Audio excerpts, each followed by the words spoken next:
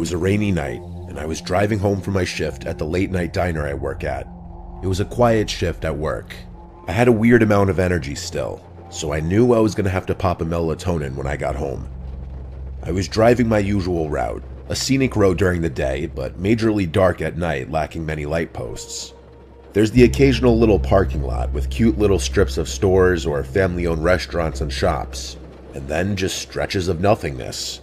And by nothingness, I mean forest, obviously. I was passing one of the aforementioned parking lots of a well-known deli, and under a light post was a woman standing out in the rain, with her arm held out. She was waving me down. I slowed as I realized it was a slightly older woman, who appeared to be in her mid-50s maybe. This woman was really tall, like 5'11" or 6 foot, but very skinny. I lowered my window and yelled, "Do you need a ride?" She came over to the front door and opened it, chanting how much of a hero I am. I asked where she's heading, and she said just up the road to town. She was soaking wet, getting my car all wet. But I like to think of myself as a good person, and I couldn't in good conscience leave another woman out there in the cold rain. However, picking up a random man, on the other hand, would be a different story.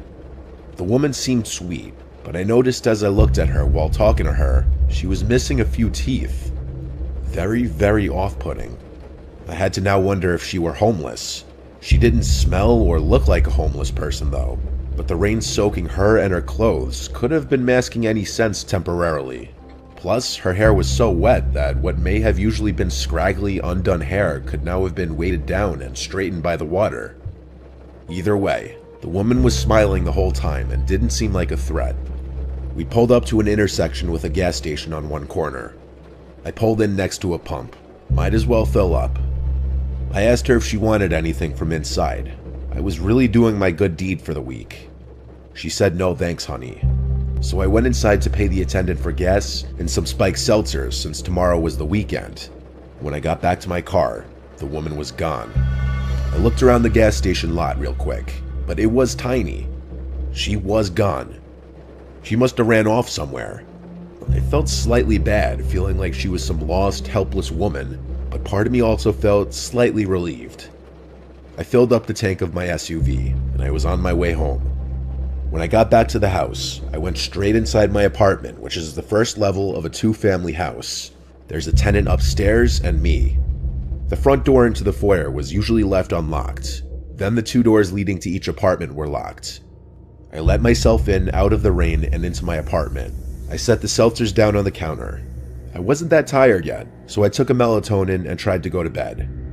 Even with the melatonin though, I was having a hard time sleeping that night. My mind was kind of going wild with thoughts. A lot of thinking about that woman I picked up earlier, and what happened to her. At certain points, I heard slight sounds from outside of my bedroom, but I dismissed them as sounds from the upstairs tenant. Boy, do I wish I was more suspicious before falling asleep.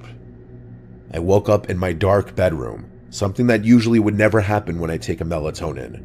I usually sleep like a baby through the night.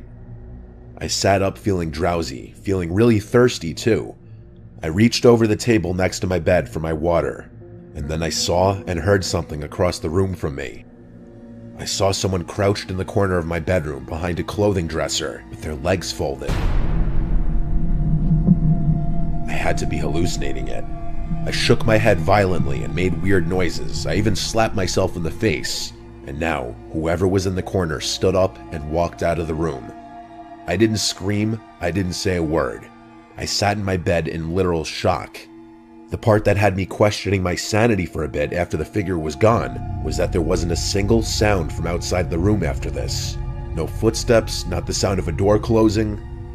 I grabbed my phone and called my dad. He picked up, confused why I was calling so late. I told him of what I just saw, and he said, "Trish, you probably just had a night terror." I stayed on the phone with him as I was continuing to become more awake, and I left my room and turned on the lights to the living room outside. It was a small space. There was no one in there. I looked around the entire space and could confirm no one was there.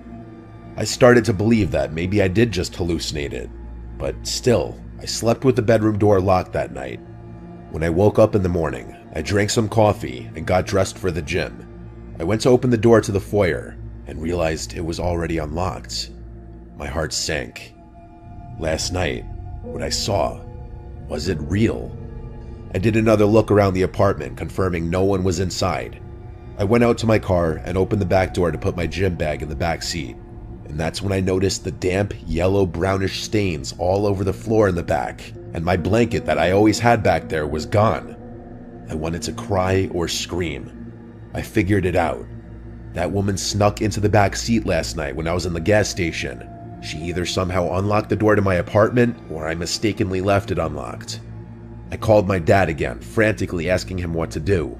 He said check and make sure nothing was stolen, and if nothing was, then calling the police really wouldn't do anything. I checked the house and didn't find anything to be missing, just my blanket from the car. I skipped the gym that day. In fact, I stayed bottled up in my apartment for a while after that. I was just genuinely disturbed. I didn't want to live there for much longer after that, and so after that month, I found a new place to live.